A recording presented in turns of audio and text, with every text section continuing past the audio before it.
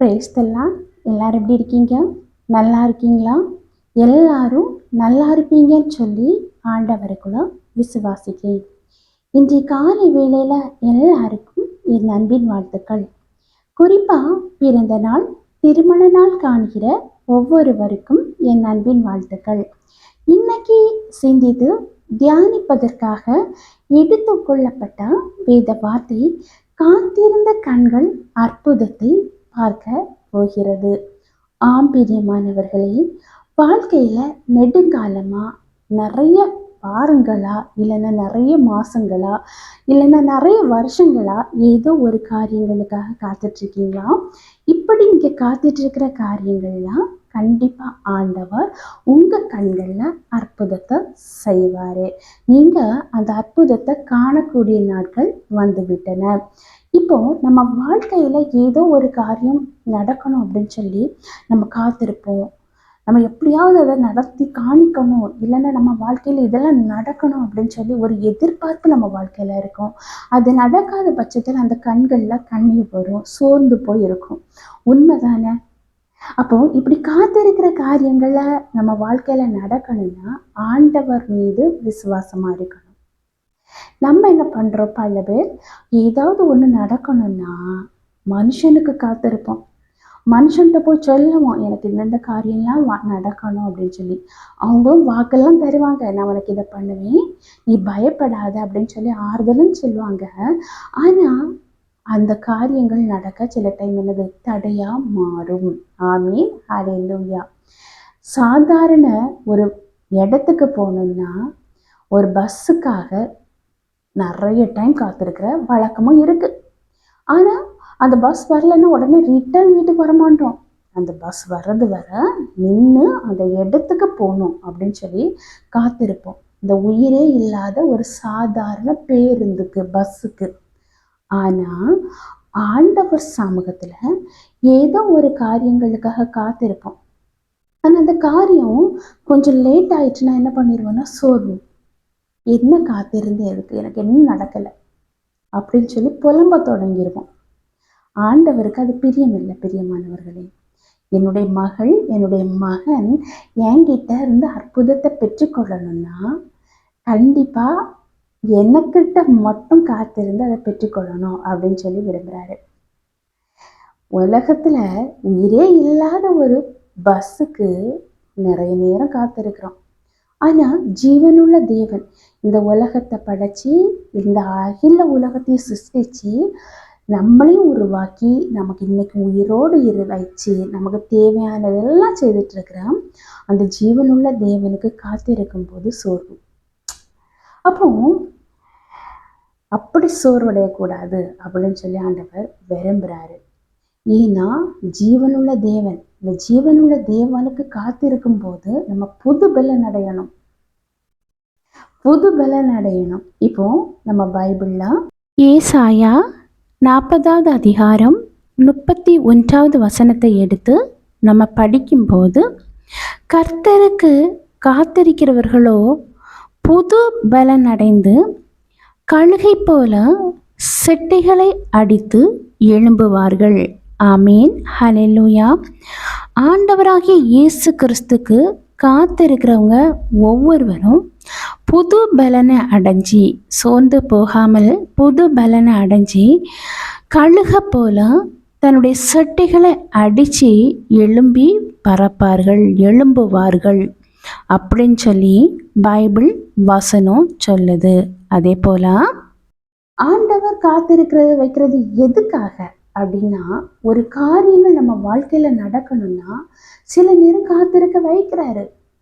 அது நம்ம பிள்ளைக்கு கொடுக்கறதுக்கு, நீ இந்த ஒரு விஷயத்துக்காக தானே நீ காத்துட்டு இருக்கிற, ஆனா என்னுடைய பிள்ளைக்கு நான் இதை காட்டிலும் பெரிதா நிறைய செய்வேன் அப்படின்னு சொல்லிட்டு சில காலங்கள் காத்திருக்க வைக்கிறாரு.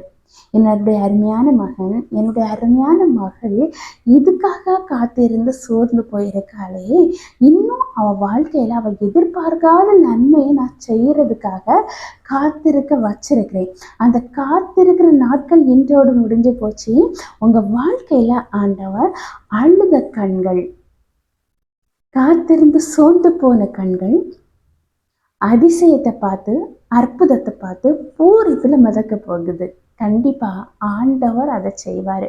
நீங்க விசுவாசிங்க. கண்டிப்பா விசுவாசிங்க. ஒரு பொருள் நம்மகிட்ட விட்டு விலகி போகும் சில டைம் வந்து கிடைக்காம இருக்கும். காத்திருந்து நிறைய நாள் ப்ரேயர் பண்ணியும் அது இது நடக்காம இருக்குன்னா சோர்ந்து போகக்கூடாது. இதை காட்டிலும் நன்மையானது நம்ம வாழ்க்கையில நடக்கிறதுக்காகத்தான் சில காரியங்கள் நம்ம வாழ்க்கையில நடக்காம இருக்கு பிரியமானவர்களே. இது நமக்கு தெரியறது இல்லை. நான் இத்தனை வருஷம் காத்திருந்தேன், இத்தனை வருஷம் பண்ணேன், ஆனா எனக்கு எதுவுமே வாய்க்கல.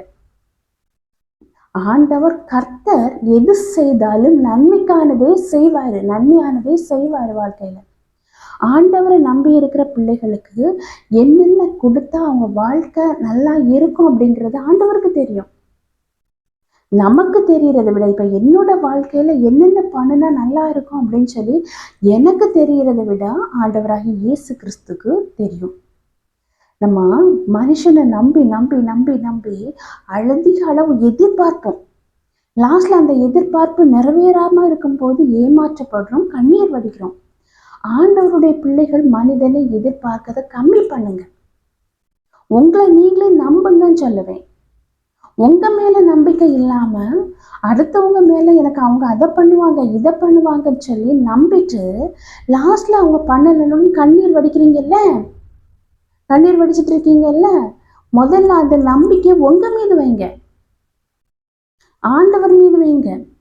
ஆண்டவர் கண்டிப்பா உங்களை கொண்டு பெரிய காரியங்களை செய்வாரு. கைவிட்டுட்டு போகிற தேவன் அல்ல நம்முடைய ஆண்டவர். மனுஷன் சொல்லுவான், அதை செய்வேன் இதை செய்வேன், உனக்கு அதை பண்ணுவேன் இதை பண்ணுவேன், நான் இருப்பேன் பார்த்துக்கலாம் அப்படின்னு சொல்லி லாஸ்ட்ல பிரச்சனைன்னு வரும்போது சொன்ன நபர்கள் எங்க அப்படின்னு சொல்லி தேடும் போது அங்க இருக்க மாட்டாங்க. இதுதான் மனிதன். அதனால அடுத்த மனிதர்கள் மீது வைக்கிற அந்த நம்பிக்கைய ஆண்டவர் மீது வைங்க, உங்க மீது வைங்க. கண்டிப்பா ஆண்டவர் உங்க மூலமா உங்க வாழ்க்கையில இருக்கிற பிரச்சனைகளை தீர்ப்பாரு. அடுத்தவங்களை நம்பி நம்பி ஏமாந்தது போதும். ஆண்டவருடைய பிள்ளைகள் ஏமாறக்கூடாது அப்படின்னு சொல்லி விரும்புறாரு. இத்தனை வருஷம் அடுத்தவங்களெல்லாம் நம்பி நம்பி ஏமாந்து கண்ணீர் வடிச்சிருக்கீங்கல்ல, முதல்ல அந்த நம்பிக்கையை ஆண்டவர் மீது வைங்க, ரெண்டாவது உங்க மீது வைங்க. பிரியமானவர்களே, நம்பி நம்பி ஏமாந்தது போதும். கண்டிப்பா நீங்க ஏதோ ஒரு காரியங்கள் நடக்கலைன்னு சொல்லி அழுதுட்டு இருந்தீங்க பாருங்க, அந்த காரியத்துல ஆண்டவர் அதை காட்டிலும் மேலான அற்புதத்தை செய்ய போறாரு. நீங்க இவ்வளவு நடந்தாலே போதும் அப்படின்னு சொல்லி நினைச்சிருப்பீங்க. ஆனா இவ்வளவு வருஷம் என் பிள்ளை காத்துட்டு இருக்கு, இவ்வளவு வருஷம் என் பிள்ளை நம்பிக்கையா இருக்கு, அதனால இதை விட நான் மேலானதை அவளுக்கு செய்வேன், இதை விட மேலானதை என் மகனுக்கு செய்வேன் அப்படின்னு சொல்லி ஆண்டவர் நீங்க எதிர்பார்க்கிற காரியங்களை விட மேலானதை உங்களுக்கு செய்வாங்க. விசுவாசிக்கிறீங்களா? கண்டிப்பா. அடுத்தவங்க வார்த்தைகளுக்கு முக்கியத்துவம் கொடுக்குற நீங்க ஆண்டவருடைய வார்த்தைகளுக்கு முக்கியத்துவம் கொடுங்க. ஆண்டவர் அரவணைக்கிற தேவன், விட்டுட்டு போகக்கூடிய தேவன் இல்லை. உங்க வாழ்க்கையில சில காரியங்கள் வந்து லேட்டா ஆகுது அப்படின்னா, இத்தனை வருஷமா ஆகியும் என் பிள்ளை என்கிட்ட உண்மையாவே என்னை நேசிச்சு விசுவாசிச்சு இன்னும் கேட்டுட்டு இருக்கா, அதனால இவன் என் மேல ரொம்ப விசுவாசமா இருக்கு அப்படின்னு சொல்லி அளவு கடந்த ஆசீர்வாதத்தை தரதான் இத்தனை வருஷம் வெயிட்டு. அதே போல என் பிள்ளை என் மீது உள்ள விசுவாசம் எப்படி இருக்கு அப்படின்னு சொல்லியும் ஆண்டவர் சோதித்து அறிகிற தேவன். அதனால நீங்க எந்த காரியத்துக்காக ப்ரேயர் பண்ணிட்டு அந்த காரியம் நடக்கலை அப்படின்னு சொல்லி சோர்ந்து போய் அழுது போயிருக்கீங்களோ அந்த காரியம் கண்டிப்பா ஆண்டவர் நடத்துவாரு. கர்த்தரை தேடுகிறவர்கள் புது பலன் அடைந்து கழுகை போல சட்டைகளை விரித்து பரப்பார்கள். அப்போ நீங்க புது பலனோட எழும்புவீங்கன்னு சொல்றாரு. கழுகை போல சட்டைகளை விரித்து, அந்த ஷர்ட்டை எவ்வளவு ஸ்ட்ராங்கா இருக்கும் கழுகுக்கு, அதே போல விரிச்சு உயர பரப்பீங்கன்னு சொல்றாரு. கழுகை பார்த்துருக்கீங்களா? அது எவ்வளவு பெரிய உயரத்துல பறக்கும். அது எப்பமாவது ஒரு காலம் கீழே இறங்கும். எதுக்காக அப்படின்னா தனக்கு உணவு வேணுங்க ஒரே காரணத்துக்காக மட்டும்தான் கீழே இறங்கும். அவ்வளவு பலன் அந்த சட்டைகளுக்கு அவ்வளவு இருக்கு பலன். அதே போல நீங்க ஆண்டவருக்கு காத்திருக்கிற நீங்க புது பலன் அடைய போறீங்க.